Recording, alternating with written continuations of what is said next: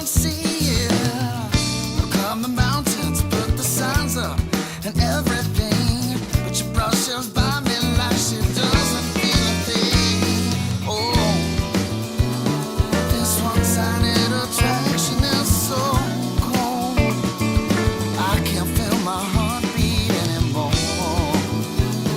And it's amazing that after all this time, your eyes still have not met mine.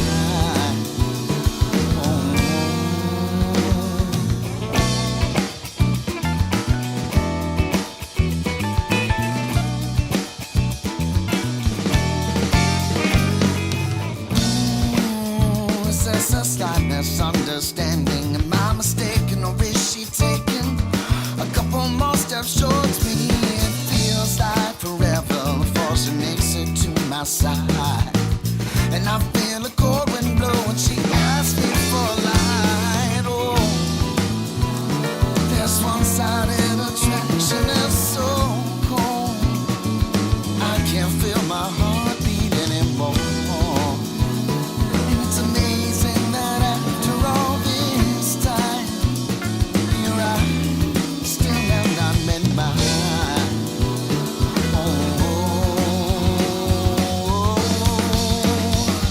I notice how her fingertips wrap around her glass and bring it to her lips. It's such a subtle observation. I wish that she would say one time, how about your place or mine? That would be fine. Oh, this one-sided attraction is so cold. I can't feel my heartbeat anymore. And it's amazing that after all this time, your eyes still have not been mine. Oh, this one-sided attraction is so cold. I can't feel my heartbeat anymore. And it's amazing that after all this time, your eyes still have not been mine. Oh.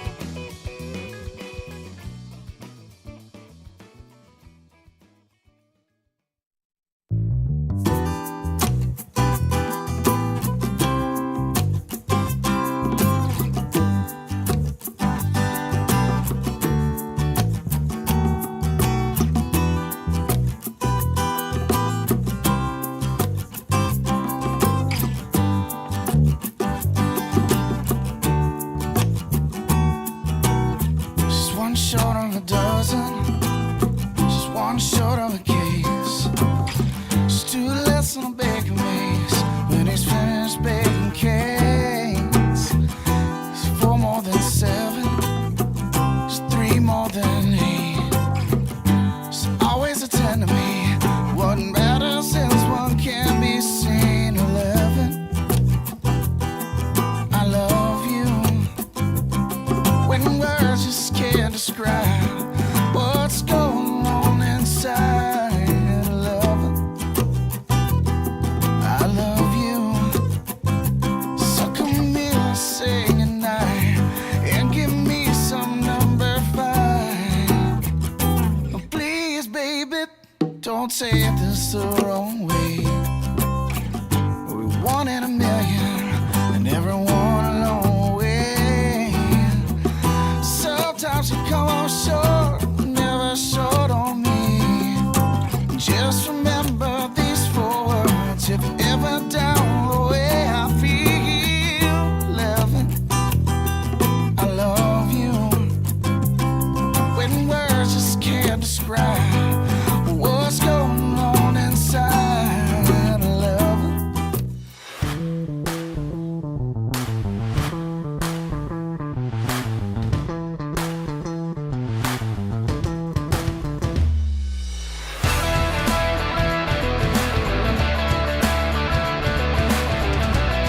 You're listening to the Jams and Coffee Morning Show with your host, Brad Brock.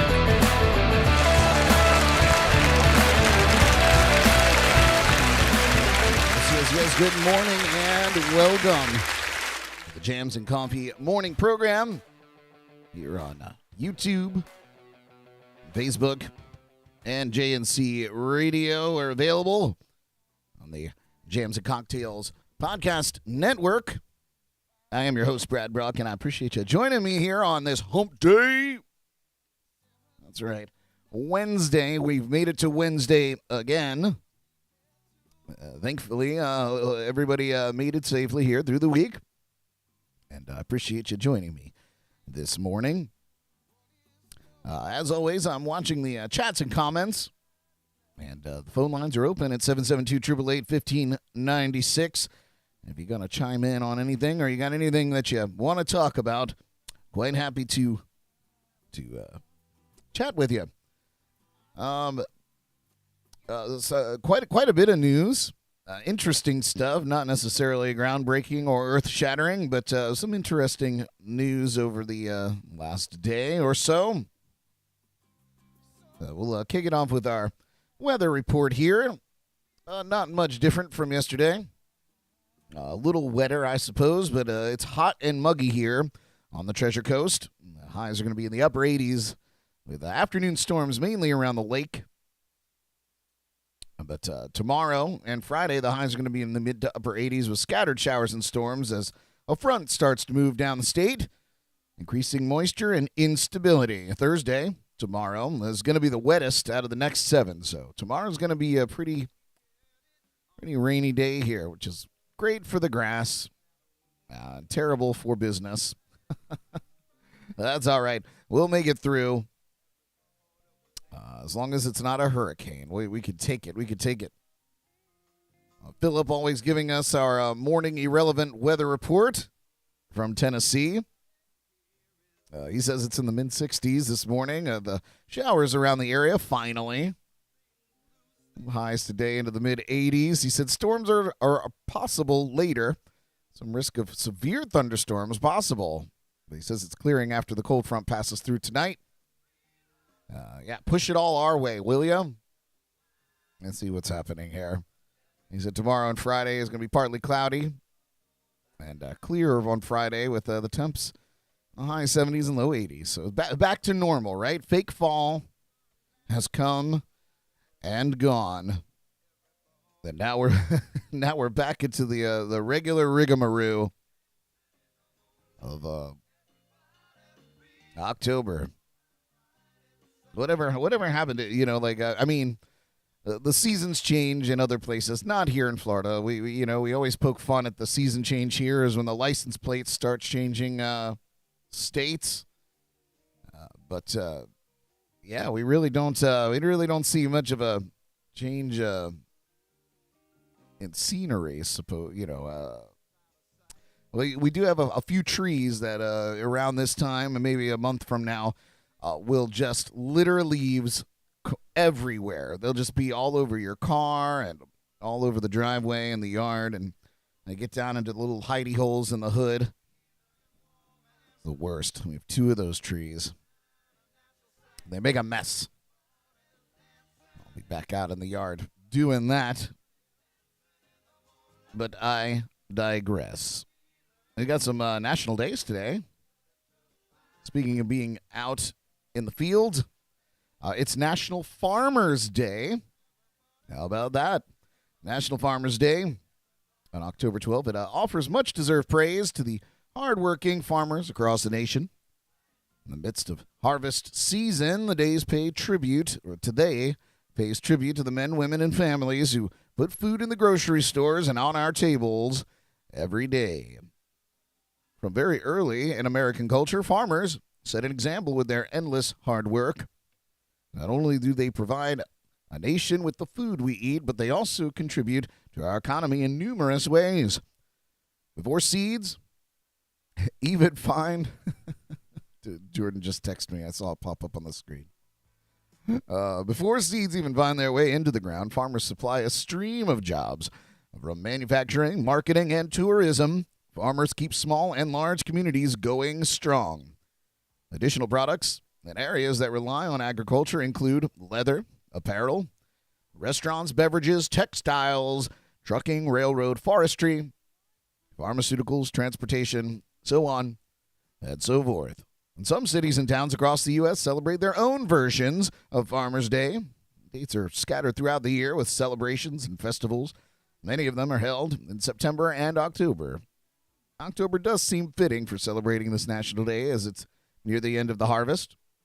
Many farmers will be able to take a rest from their hard labor to join in the celebration of this holiday.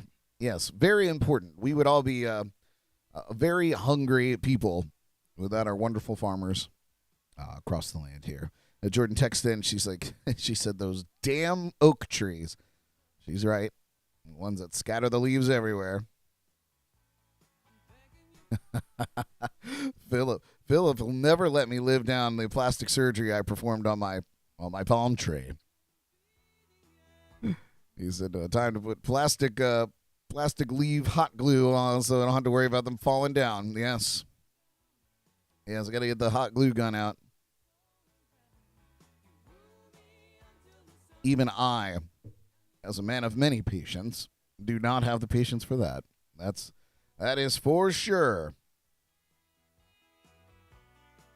All right, what else do we have today? What other fun day do we have? It's National Free Thought Day. Annually on October 12th, National Free Thought. Wow, that is a hard word to say. You guys try to say that. Free Thought. National Free Thought Day encourages people to be free thinkers and base their opinions on facts, science, logic, and reason. Something we can all perhaps take note of. A good day to start. The day promotes logic and evidence-based decision-making. Additionally, the observance offers an opportunity for free thinkers to have a sense of community. It also provides a way to open a dialogue and share their opinions. There you go. Free Thought Day. I don't know why that was so tough for me to say. Yesterday was National Sausage Pizza Day, and today is National Gumbo Day. Who doesn't love a good gumbo? On October 12th, the menu spotlights National Gumbo Day for food holidays. Heavily seasoned stew-like dish fills us up on chilly fall days. Unlike today.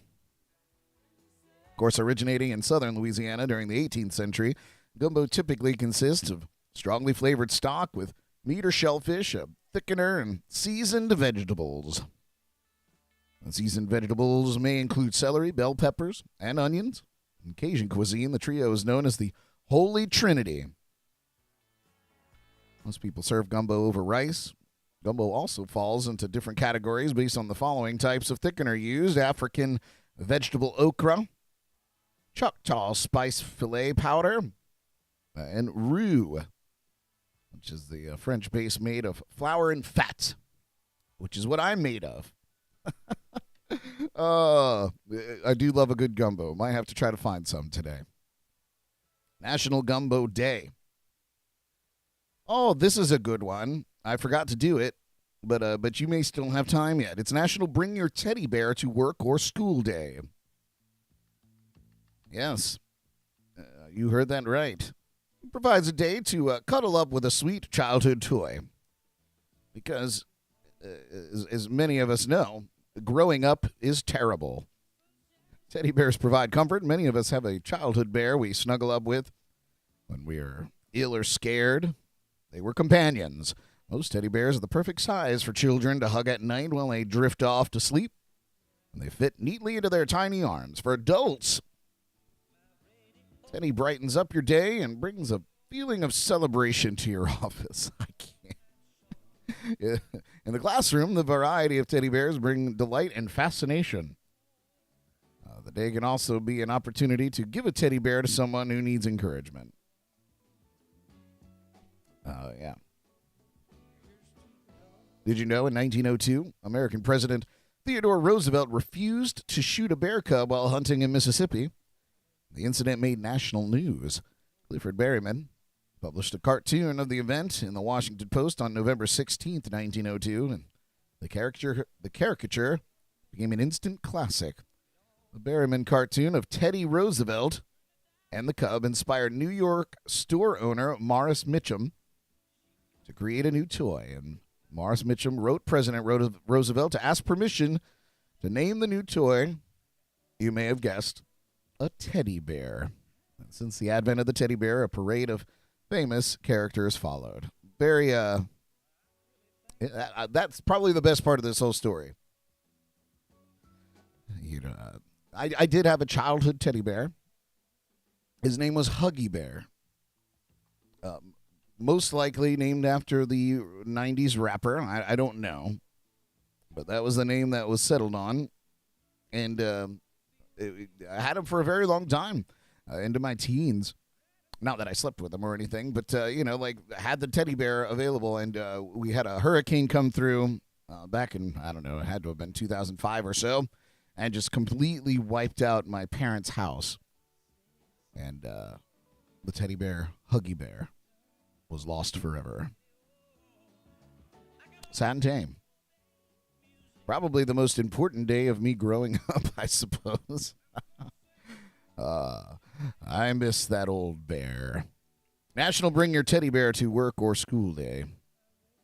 Not sure why Jordan didn't pack me up and take me to work. Oh, bad joke. Bad joke. I know. What are you going to do? What else do we got today? Let's see. Here's one. It's National Curves Day, celebrated on the second Wednesday in October. It recognizes plus-sized women and men all across the country. So expect a fashion, beauty, wellness, fitness, networking, and branding experience. It's something for everyone. Guests include top designers, celebrity models, bloggers, editors, media insiders, and plus influencers from across the globe. The celebration's an opportunity to indulge in curvy fashion and build confidence. No matter your style, embrace the day and your curves with confidence and explore designs that fit you. See? Philip said their friend Lindora is going up to Tennessee to visit them from Port St. Lucie, where we are located. And she said he said he's excited about it, even though she was hard on him on the trip home from the airport. Cutting this fat guy no slack. Well, guess what, fat guy? You let Lindora know that it's National Curves Day. This is our day, Philip. What else do we got going on? It's a National Emergency Nurses Day. Important job. Faux show. National Emergency Nurses Day on the second Wednesday in October recognizes, in fact, the dedication of ER nurses across the nation. It takes place during Emergency Nurses Week. We take this day to say thank you to the emergency room nurses for their hard work, dedication, service, and commitment. As they provide unwavering care to their patients and families, their loyalty to the emergency nursing profession does not go unnoticed. So thank you. Thank you for your service. National Fossil Day. Oh, another day for me. I'm loaded with them today, folks. It promotes the scientific and educational value fossils present to us every day. Not only that, they're just cool. The observance takes place annually on Wednesday of the second full week in October. Philip said, not sure if those curves are the same ones that we possess. Hey, man, curves are curves. Curves are curves. You look at me dead on. I look like I'm fit and in shape, I suppose. That's the way I see myself in the mirror, I suppose. Turn to the side, though. Curves for days. I look like a globe. It's wonderful. And today is my day. National Fossil Day, National Curves Day. Here's one, National Stop Bullying Day. Goes along with these things. Again, on the second Wednesday in October, it brings together students, faculty, and parents to end bullying. The annual designation promotes standing up against and putting an end to bullying. No child should be afraid to ride a bus or go to school because a classmate threatens them. Children who have been bullied should also feel that they can report the incident without repercussions. Agreed. Totally fine to stick up for yourself as far as I'm concerned.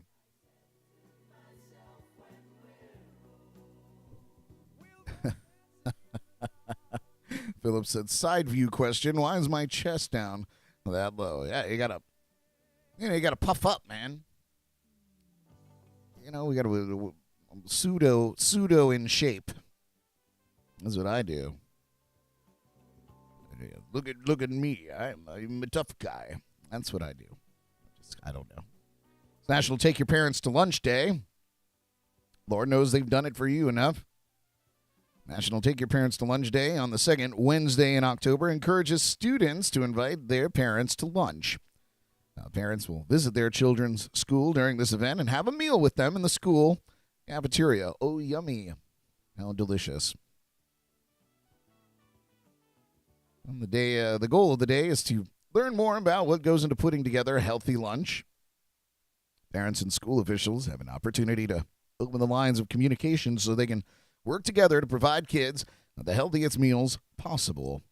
It's also a terrific day to find out what your child enjoys about school lunches. When adults show an interest in the daily life of their children, they have an opportunity to learn their routine.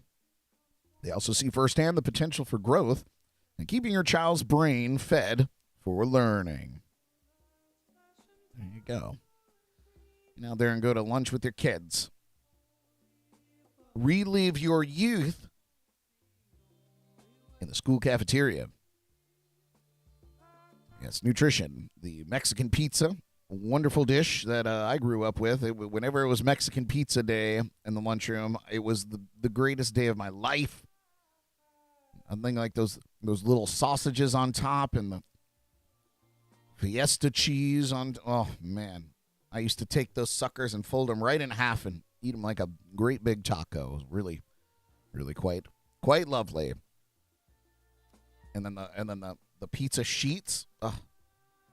Yeah, we didn't have anything healthy. It was always pizza or something, or burgers.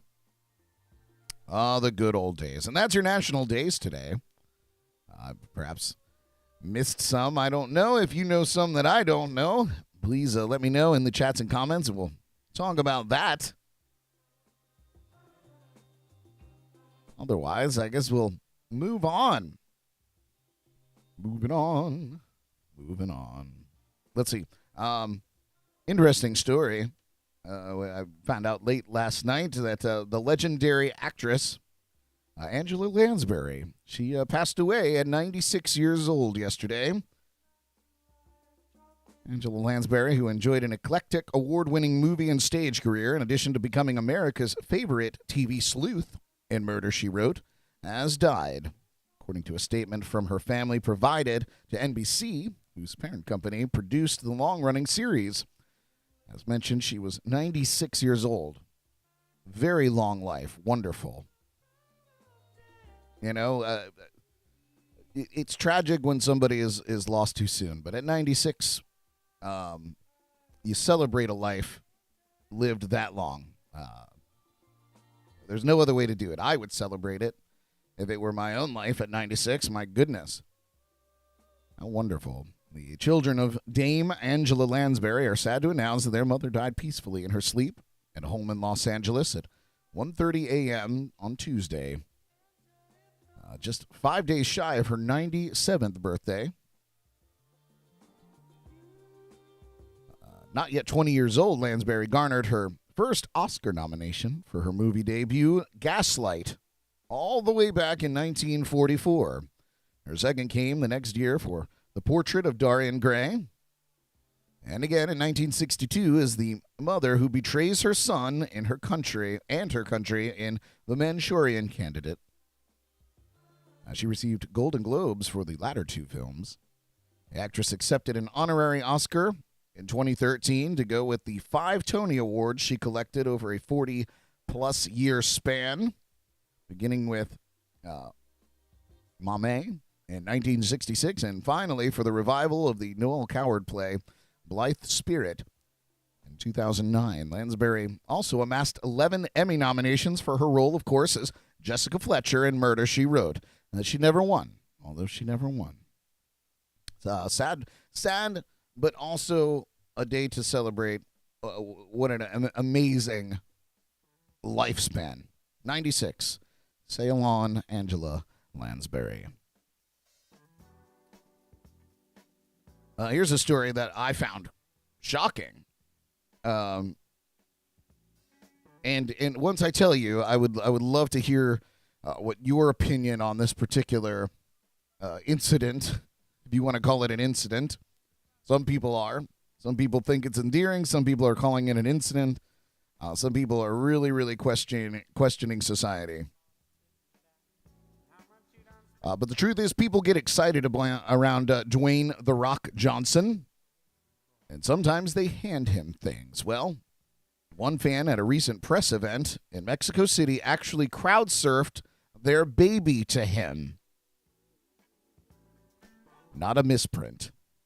An Instagram video shared by Johnson this week, the actor appears at a recent fan event for his upcoming superhero film, Black Adam. And he writes, "Our Black Adam tour has been electric, fun, and emotional." Johnson wrote on Instagram, "People do cry and they hand me things. I was not," all in caps there, "I was not surprised to be handed this beautiful little baby."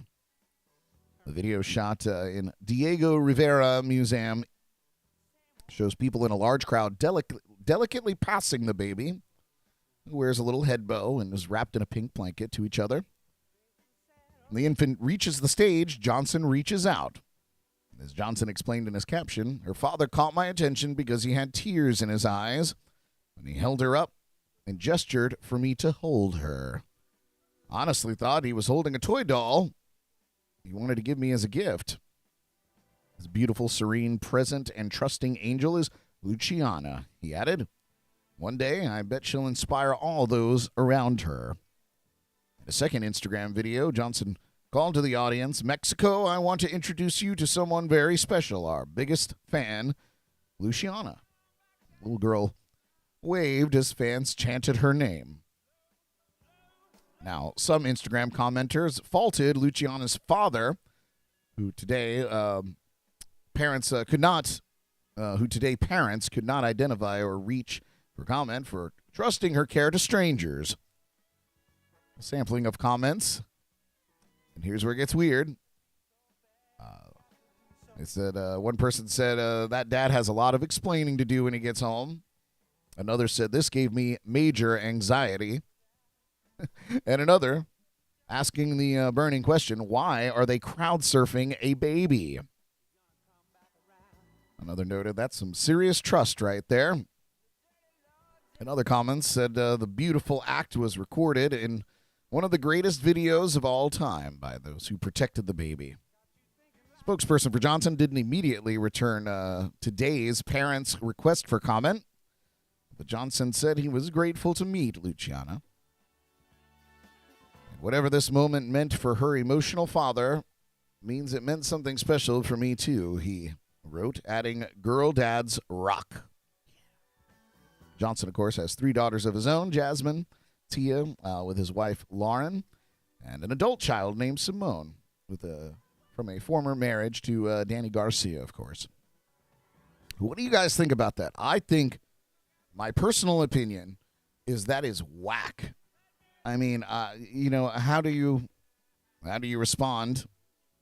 I think The Rock did the only thing that he could possibly do, which was to embrace the moment. I don't know how else. I don't know how I would have handled. I mean, you just kind of embrace the moment. But there had to have been, and he didn't talk about it in his Instagram post, but there had to have been a moment of panic to see this happening. Anything could have gone wrong. Drop the baby. Who knows? None of that happened. And the past is the past. So, what happened was a beautiful moment. But what could have been is really harrowing. is really the word. But let me know what you think. Chats and comments. If you want to talk to me personally about it, you can give me a call. The JNC hotline, 772-888-1596 will get you on the air with me. Crazy. I thought that was a crazy story. I'm going to take a quick music break. When we come back, we're going to talk a little bit about The Voice, television show The Voice. They're doing some switching up.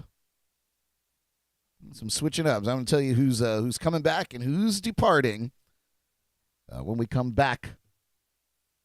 Jams and Coffee here in the morning. Thank you so much for tuning in. Here's one from the Leafy Greens Band. We'll be right back.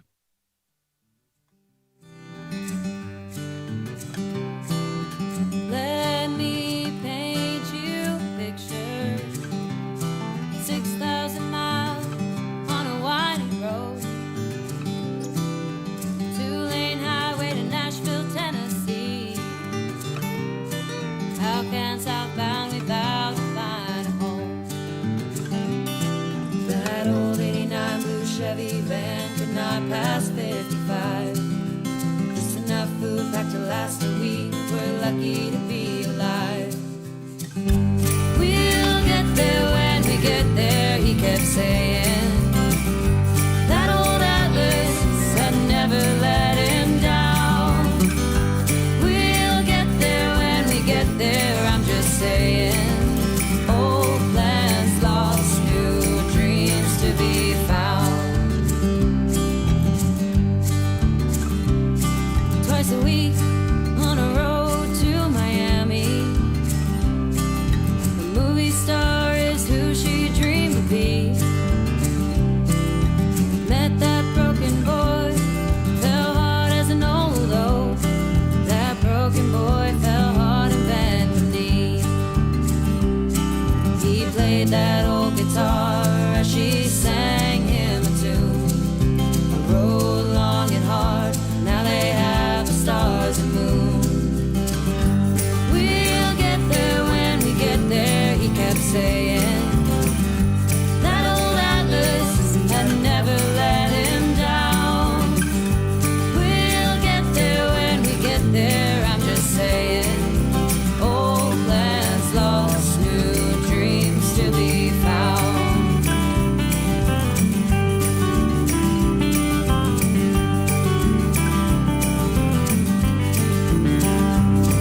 He plays that old guitar as she sings him a tune. A road long and hard, now they have the stars and moon. We'll get there when we get there, he kept saying. That old Atlas said never let him down. We'll get there when we get there, I'm just saying. Old plans lost, new dreams to be found. Old plans lost, new dreams to be found. You're listening to the Jams and Coffee Morning Show with your host, Brad Brock. Yes, thank you, Jessica. Lovely intro every single time. Welcome back to Jams and Coffee here in the morning. Thank you for tuning in over on YouTube, Facebook, or listening in on JNC Radio via the LIVE365 Radio App. Go and check that app out. Search for JNC Radio there. Yeah, so before the break, The Voice is shaking things up next season. Big time, in a huge way. It seems like the latest season of NBC's The Voice just got started, but plans have already been announced for next season, which will feature some new faces plus the return of a familiar one. This season of The Voice features a coach who got their start on the television show The X Factor, Camila Cabello. The upcoming spring season, number 23, will feature a coach who got his start on the UK version of that very same show, Neil Horan, formerly, of course, of One Direction. Any of you boy band people out there are familiar with One Direction? Niall said, I'm excited to be joining the season of The Voice as a coach. Looking forward to meeting and mentoring a new crop of talent while we battle it out with the other teams. Fingers crossed that Niall's old pal Harry Styles will pop by to be in advisor at some point in the season. Meanwhile, Kelly Clarkson is returning to the show after taking the season off. Her most recent appearance on season 21 resulted in a win with a girl named Tom. She said, "I'm excited to be back with my voice family." In a statement, she said, "Let's do this, Team Kelly." Another new face for season 23 will be Chance the Rapper, a Grammy-winning star who's also well known for his charity work. He said, "I'm thrilled to join The Voice as a coach for the next season. I'm excited to help other artists get to the next level and make the most of this life-changing experience. Getting ready for hashtag Team Chance." But on a sad note, though, Blake Shelton, who has been with the show since its inception, has announced that season 23 will be his last. The winningest coach in The Voice history. Members of his team have been crowned the show's champ 8 times. So Blake Shelton moving on to bigger, better things, perhaps. But yeah, a staple of The Voice, and this is his last season. So sad news. I like Blake Shelton. I always enjoyed his music, but then getting to know him through The Voice and his the various things that he gets into. Really just seems like a lovely guy. A good old boy, if you will. So, sad to see him go, but wish him the best of luck on his new ventures. Got a story here about the world's most beloved nerd. We talk about him quite a bit on this show and on the Jams and Cocktails podcast. But we're talking about Post Malone. He's teaming up with Magic the Gathering. Do you guys remember Magic the Gathering? That was another lunchroom thing we used to do, at least back in my day. Evidently, it's still a thing. Post Malone's a proud Magic the Gathering fan and has intensified his partnership with the fantasy trading card game. Rolling Stone reports that Posty has teamed with the franchise ahead of its 30th anniversary to design new decks for an upcoming collaboration called Secret Lair and Post Malone. The packs will be part of the Secret Lair drop series, whatever the hell that means. Post will help design 2 new sets of cards, complete with curated new artwork. For those hoping to get their hands on one of these decks, act fast. These cards will only be around for a limited time, with pre-orders opening October 17th, so just around the corner. Furthermore, Post is coming out with 4 new cards via the Secret Lair Post Malone Backstage Pass series. Each card will feature the singer as a card character, such as Post, son of Rich, a variation of Karik, son of Yawgmoth. No idea. For these cards, though, a Post hand-wrote the flavor text on each card and also worked with the designers to place his tattoos somewhere in the scenery. Grammy nominee previously partnered with Magic's parent company, Wizards of the Coast, to reboot the trading card games play program.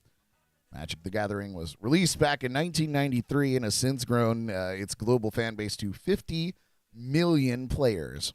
Well,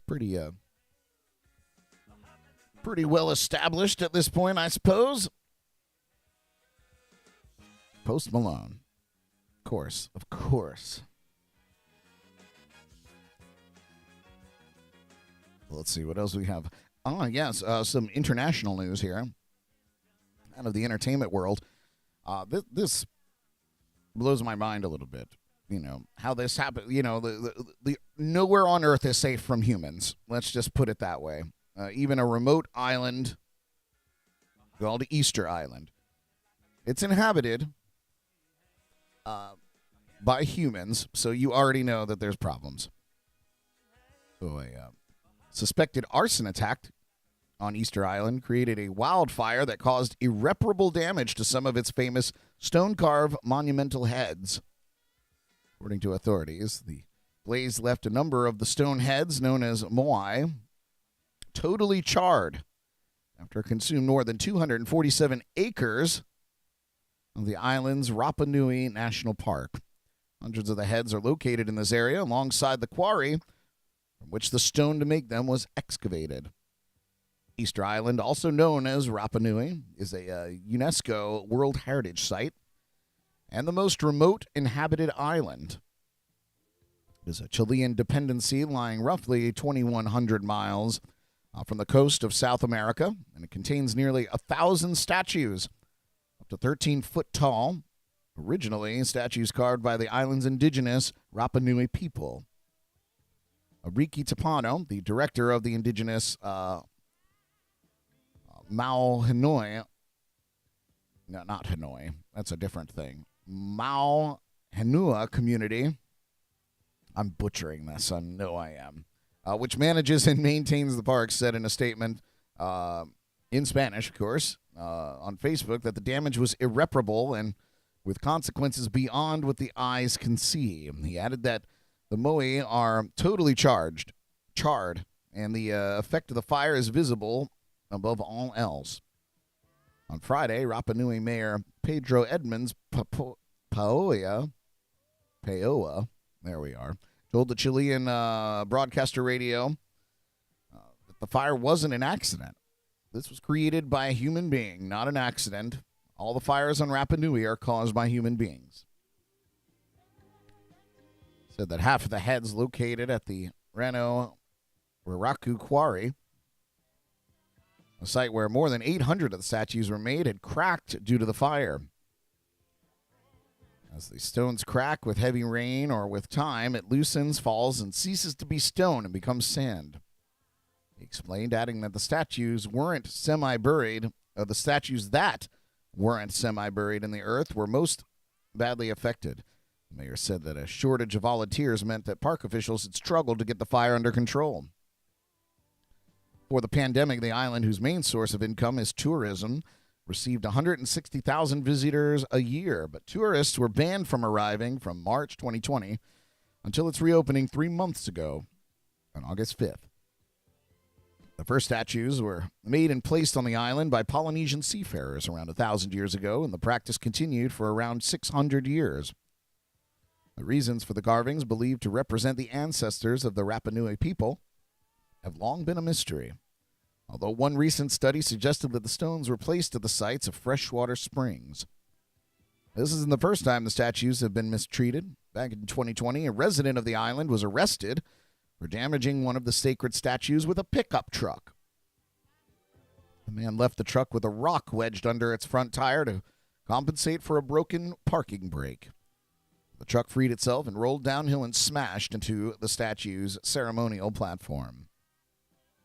Another Maui statue known as Hoa Hakanani's Hakanania, and on display has been on display at the British Museum in London, is at the center of a controversy over its return to the island. The statue was taken from the island after British sailors, led by Commodore Richard Powell, a commander of the HMS Topaz, landed there back in 1868. When Powell arrived in England, he gave it as a gift to Queen Victoria, and she later donated it to the British Museum. In 2018, island officials of the Chilean government requested that the statue be returned. Tarita Alarcon Rapu, the island's governor, said, give us a chance so he can come back. He said that after meeting with the museum officials at the time. He said, I believe that my children and their children also deserve the opportunity to touch, see, and learn from him. We are just a body, and you, the British people, have our soul. A pretty powerful statement. Back in June of 2019, 2 museum representatives, an anthropologist and the curator of the Oceania section of the museum, visited Easter Island. The museum has also appointed a curator charged with researching the history of its entire 8 million artifact collection. It's not the purpose of this role to examine the specific histories of contested objects, a museum spokesperson told the art newspaper. But the new curator, Isabel McDonald's work will cover areas of the collection that include contested objects, including issues such as the role of the slave trade and empire.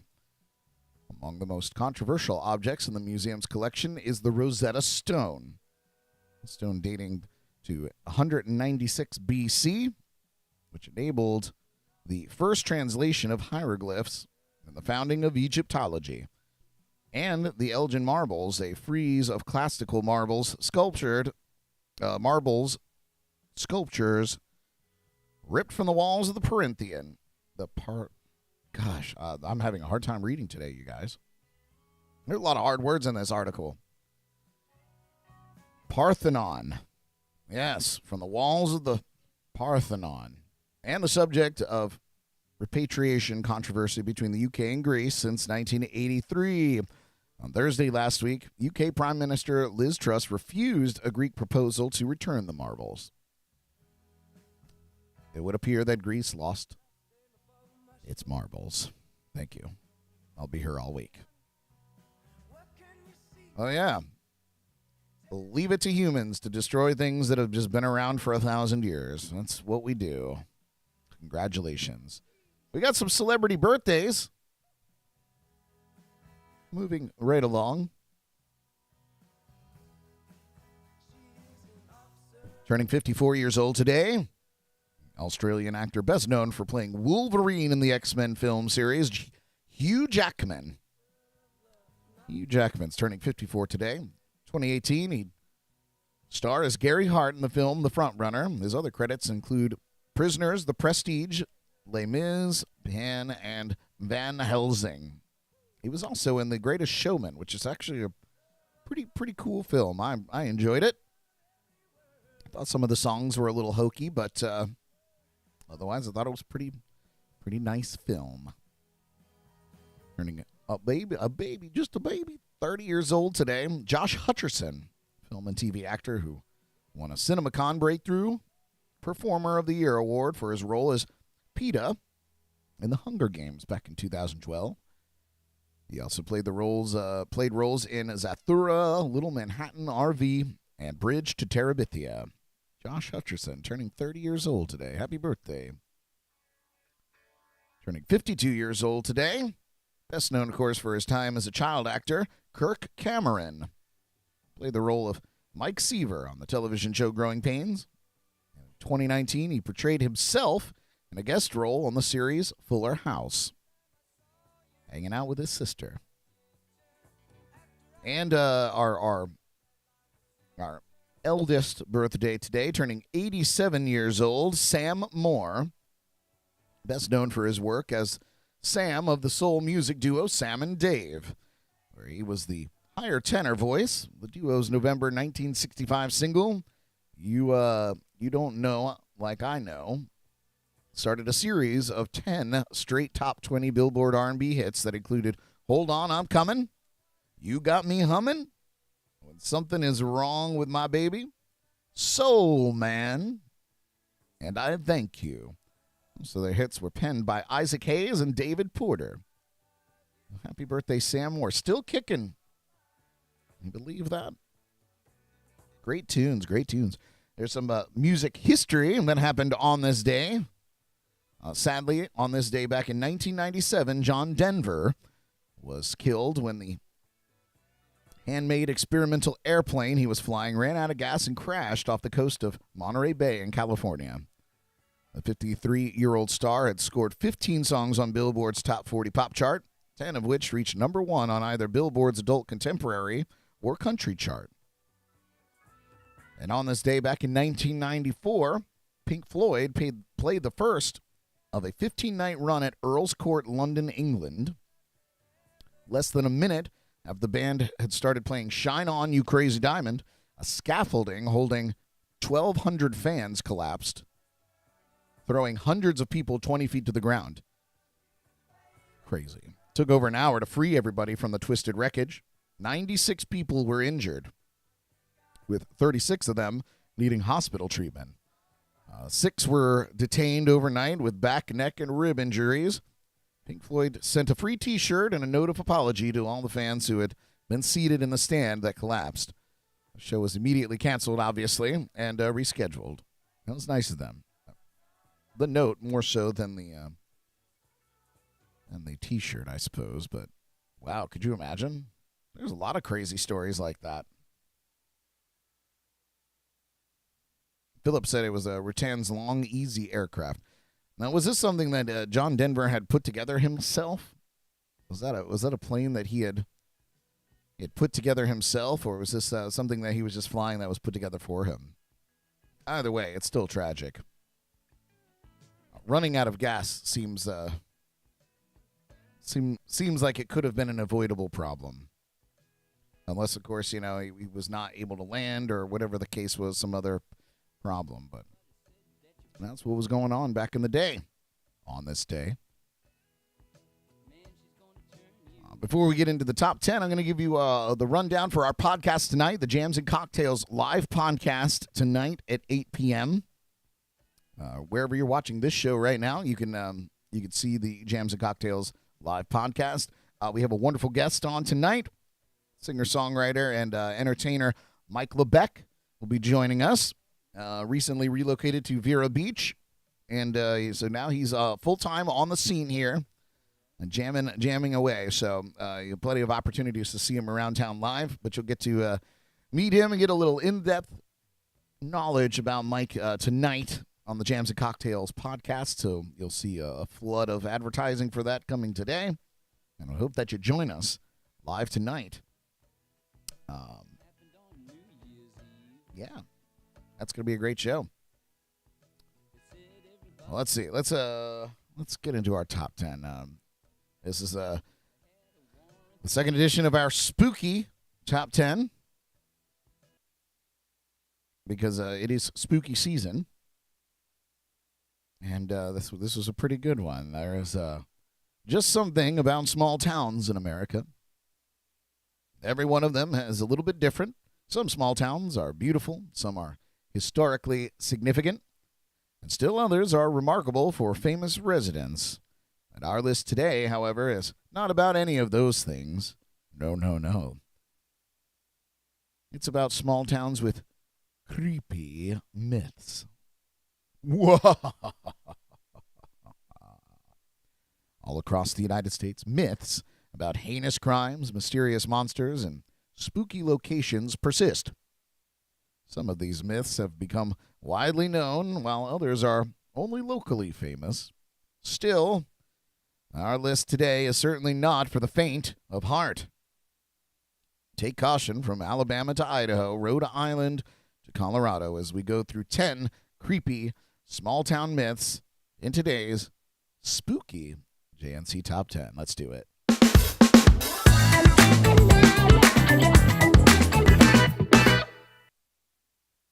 All right, number 10. First on our list here, we start our journey in the small town of Elmhurst, Illinois. Within the town, there's a cemetery with a creepy myth. The cemetery contains a life-size marble statue of a woman. If that weren't unusual enough, the woman is wearing a wedding dress. All through the area, local legends persist. Locals have reported the smell of fresh flowers and seeing a ghostly figure moving throughout the cemetery at night. And even at the nearby high school. The woman who is immortalized by the statue is Julia Bucola Petta. Petta died over 100 years ago in 1921 during childbirth. Not only was Petta a new mother, but she was also newly married.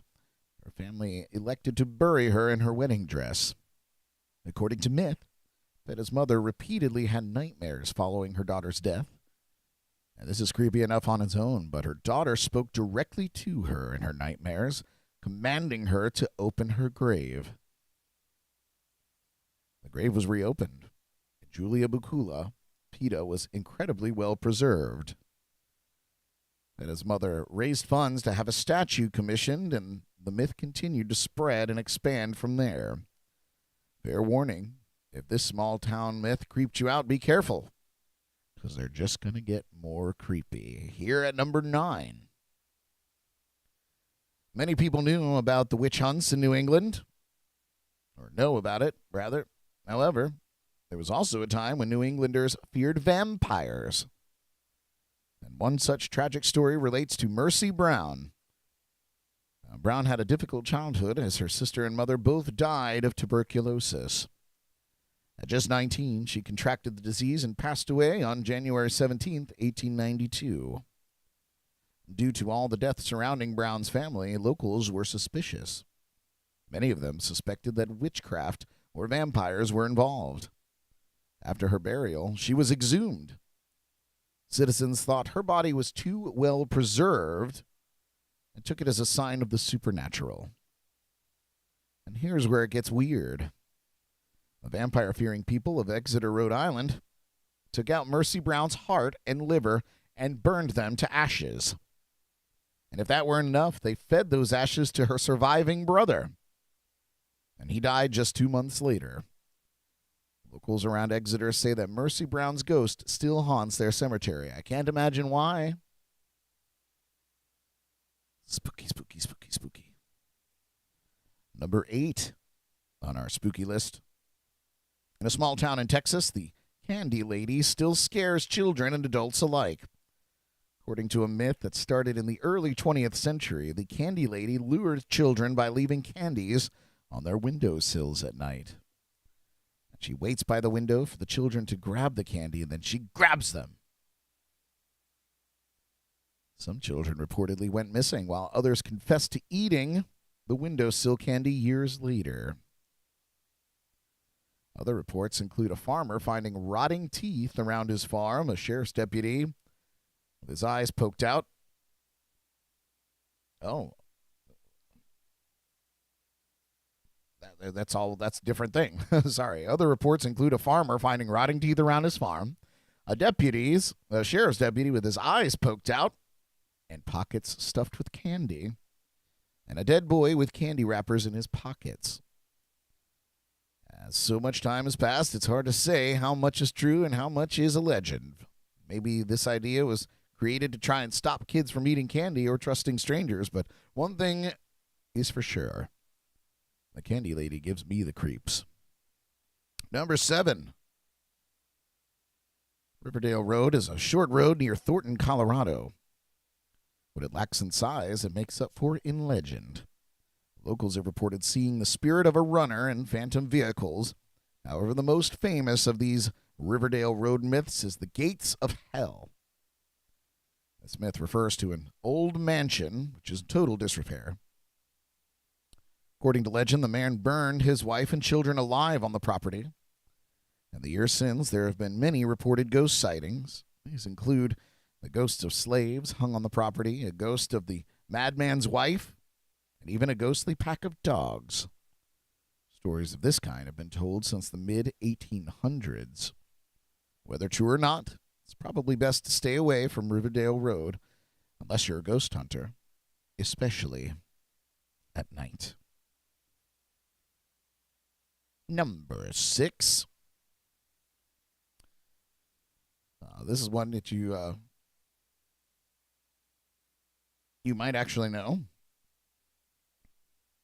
This small-town myth on our list is somewhat more recent than most. In the small town of Point Pleasant, West Virginia, a legend was born in 1966. Apparently, an insect-like flying creature about the size of a man was seen flying around the town. This creature had glowing lights and bright red eyes. Because of its large wings and combination of human and insect characteristics, locals dubbed it the Mothman. Yes, the Mothman legend has gone on to be known outside of the local area. There's even a 2002 film about the myth, The Mothman Prophecies.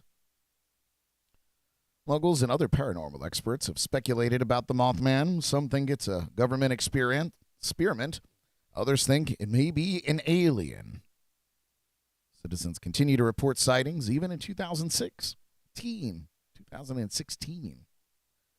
Point Pleasant has enjoyed the national attention and seems to embrace what makes their town unique, even if it's creepy. The Mothman. Number 5. Lots of Hell's Gates here. Lots of gates of hell, Hell's Gates. And this one not to be confused with the Hell's Gate of Riverdale Road. Hell's Gate Bridge in Oxford, Alabama, features a legendary myth. In fact, there are two. Both involve what happens to cars if they go over the road and can be traced back to the 1950s. The first myth says a couple died driving off the bridge. Supposedly, if you stop on the bridge, the ghostly couple will sit in your car, leaving behind a wet spot. The second myth is spread more widely. According to this creepy legend, you'll see hell itself if you look in your rearview mirror or over your shoulder as you cross the bridge. Spooky. Either way, the bridge is now closed to cars and deemed unsafe to even walk across. There you go. Can't even challenge it now. Number 4 on our list. One of the most prominent features of the small town of Canyon Hill, Idaho, is the Canyon Hill Cemetery. Like many other creepy small-town myths on our list, the cemetery is central. The local myth has a name, the Midnight Jogger. According to believers, the jogger only appears in the cemetery and only in a specific place. Scared citizens have reported a knocking sound on their windows attributed to the spectral spirit. Certainly seems like a very particular ghost. What are all these people doing in a cemetery at night anyway?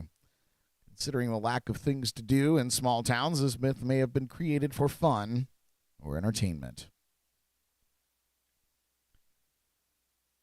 Number 3. Another gateway to hell? Yep, I guess the devil has to get around too. This one is in the very small town of Stull, Kansas. And their local legend is focused not only on hell, but also on Satan himself. Supposedly, Satan appears in Stull not once, but twice yearly. He appears in the town cemetery for the spring equinox and Halloween. Near the cemetery are the remains of a church that Satan used to portal back and forth from hell. Another feature of the area is a hanging tree that used to hang witches. Some people believe that Satan is attracted to the site for this reason. Amazingly, the cemetery is still in use, with new plots being dug. Number 2 on our list. This legend is another mythical creature, and this one is from the small town of Quitman, Arkansas. And as silly as it sounds, the Arkansas Dog Boy comes with a very dark backstory. Gerald Bettis was a child raised in Arkansas in the 1970s. He was a difficult child, both in and out of school. The most concerning thing was his treatment of animals, particularly dogs. Bettis tortured dogs and had a pretty disturbing worldview, even performing experiments on helpless animals. Later in life, he would take his anger out on his parents, abusing and, according to legend, even murdering them.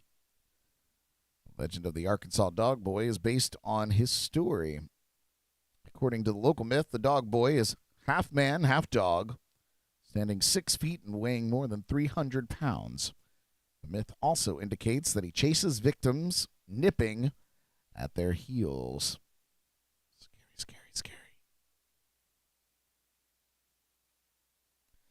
And finally, on our spooky list today, Arkansas is not the only state with a legendary creature with a silly and even comical moniker. In the town of Clifton, Virginia, I actually resided there for about a year. Lived there. Never heard of this. We have the Bunny Man. The Bunny Man. The origin of the Bunny Man is connected to a local asylum. Not outrageous. Patients at the asylum were being transported when their vehicle crashed. One patient escaped and became the Bunny Man. This was back in the early 1900s, but the legend persists. He was given his name because when police were looking for him, they kept finding skinned, partially eaten rabbits. In particular, many of these rabbits were hung on Fairfax Bridge. The local legend has changed the name to the Bunny Man Bridge. This is one myth on our list that may have more truth to it than others do, making it even more creepy. In October of 1970, more than 60 years after the bus crash, several people reported seeing a man in a white suit with bunny ears carrying a hatchet. Does this make anybody else think of the movie Donnie Darko? The town of Clifton embraces the legend now, particularly around Halloween. And that makes total sense. And that has been the JNC Top 10. I like that.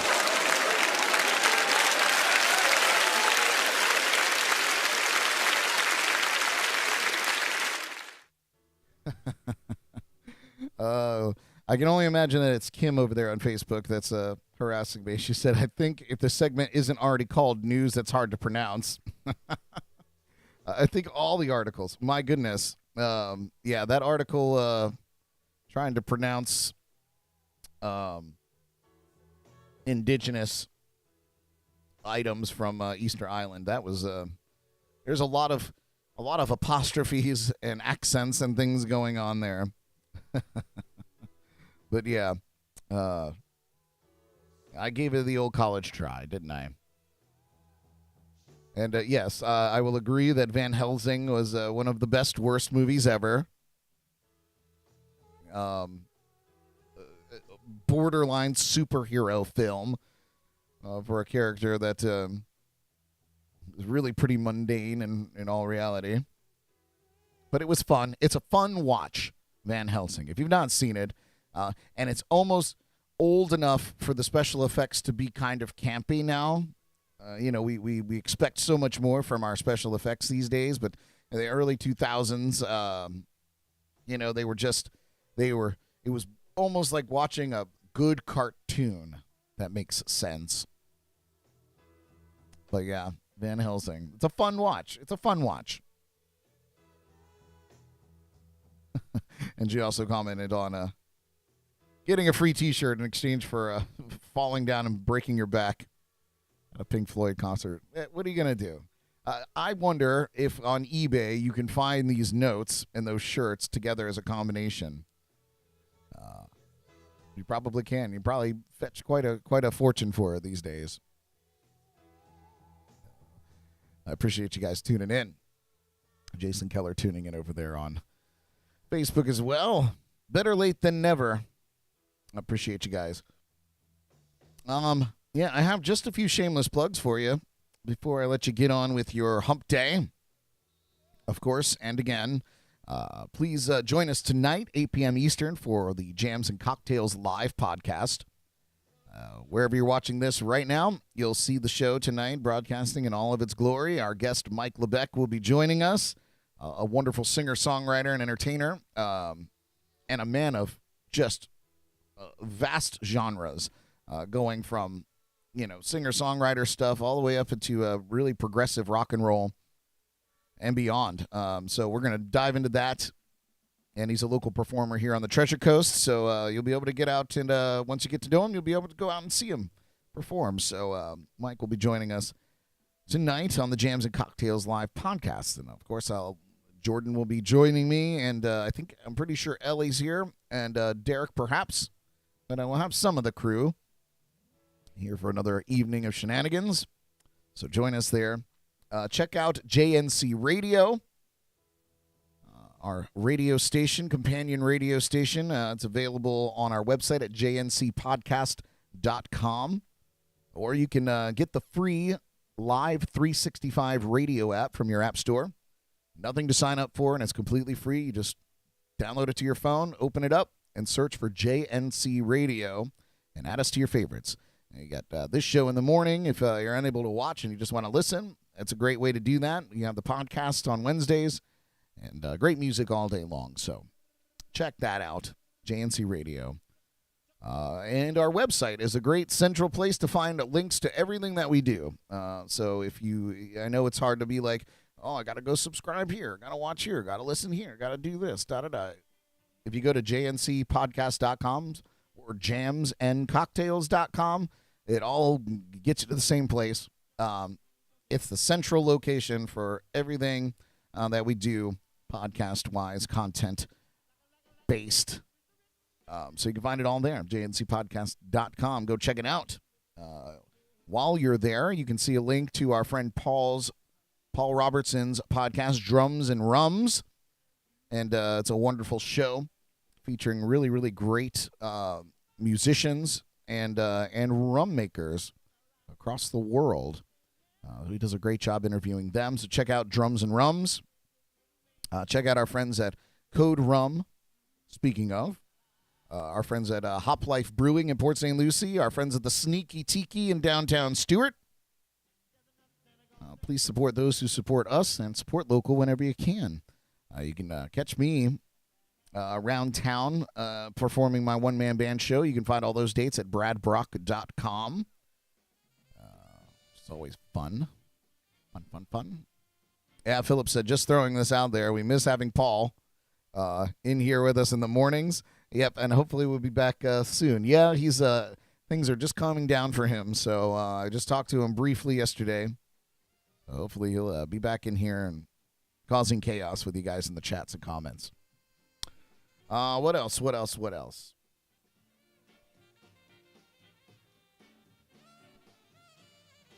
Oh, it's Brett of Brett and Kim.